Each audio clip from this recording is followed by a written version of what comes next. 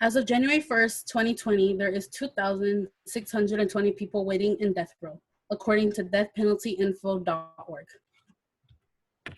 Today, I will be talking about why people shouldn't support the death penalty, how it doesn't do justice, and what we can change instead of the death penalty. We as a society should make sure one another pay for the wrongdoings done, but in a proper way.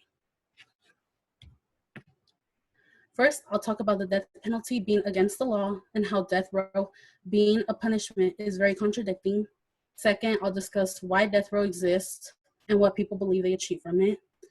And lastly, I will continue on why it's not beneficial and different ways we can change this for the better. The death penalty is very contradicting and goes against the US beliefs, and we don't gain anything from it.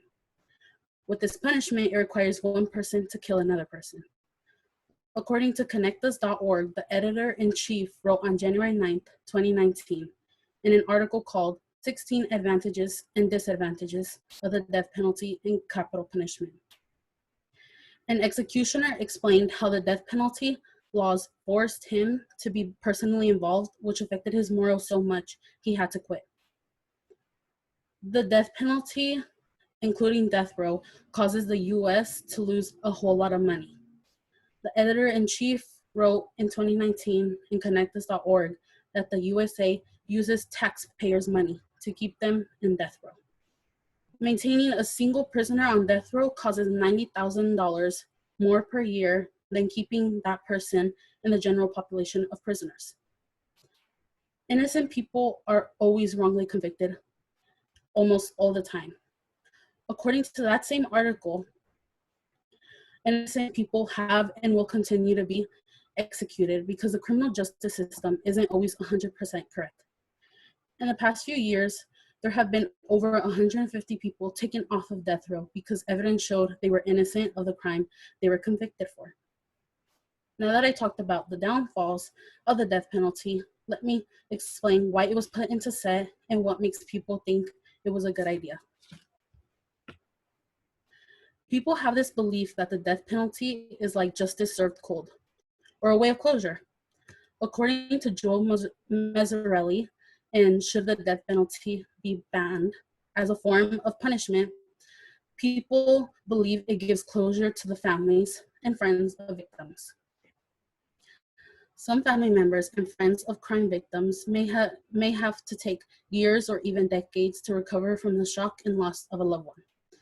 Life in prison just means that the criminal is still around to haunt the family of the victim. A death sentence brings finality to a horrible chapter in their lives. They also do not want the person who made them suffer alive.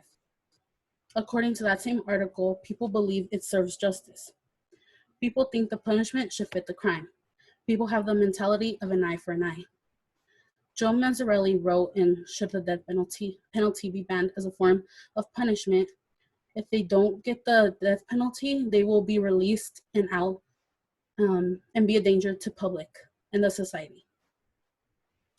They also believe that sentencing them time would be a waste because they can just continue to murder inside of the prison. And I would also like to point out that the death penalty is almost exclusively for murderers, because a lot of people believe that abusers, child molesters, or rapists should get the death penalty. However, it's very unlikely for them to get it. It is almost exclusive for the crime of murder. Now that I talked about why people think that the death penalty is necessary, I will talk on why it isn't beneficial and ways we can change it for the better. The death penalty is not equal to justice. And besides it being inhumane and not having a good effect overall, we should not follow common belief. According to amnesty.org, an article uploaded on the 8th of May, 2019 called 5 Reasons to Abolish the Death Penalty, there is no real humane way to kill someone.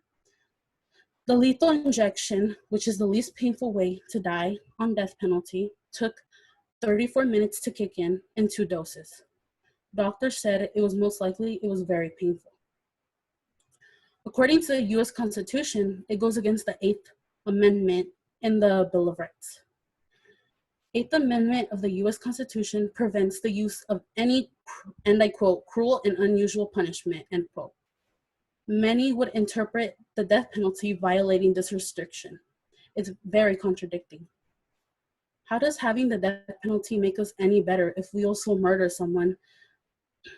The mentality of an eye for an eye is uncivil and overall toxic. This mentality will never solve anything.